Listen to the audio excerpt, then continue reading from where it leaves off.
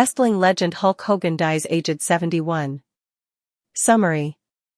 Wrestling legend Hulk Hogan dies aged 71, his representative confirms.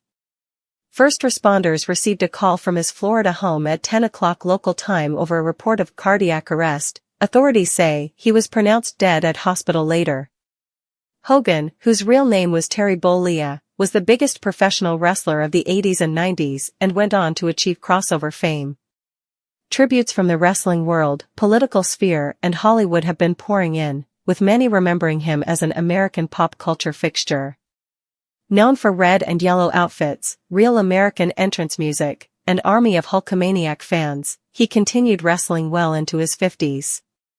In 2018, he was reinstated into the WWE Hall of Fame after being ejected for using a racist slur. Hulk Hogan was a true legend, one of WWE superstars, Glenn Kane Jacobs, writes. I was fortunate to work with him a couple of times. It was easy to do a Hulkster impersonation when, like millions of guys my age, I'd practiced it in the mirror 1,000 times growing up. Following his professional wrestling career, Jacobs went on to be elected mayor of Knox County in 2018. Hulk Hogan was a wrestling hero for the first 2 decades of his career, a golden boy with long blonde hair and cheering crowds on his side. Then, in 1996, he did what in the wrestling business is called a heel turn. He went from hero to villain, in the course of an evening match betrayal of his former ally, Randy Savage. Fans, initially stunned into silence, began pelting the ring with trash. It made for high drama, with Hogan's colorful yellow and red outfit was subsequently replaced by one that was a villainous all-black to match his new black-dyed beard. Hogan had similar dramatic reversals and course changes over his lengthy public career. Backing Barack Obama's presidential campaign and then throwing his support behind Donald Trump in 2016 being one of the most notable.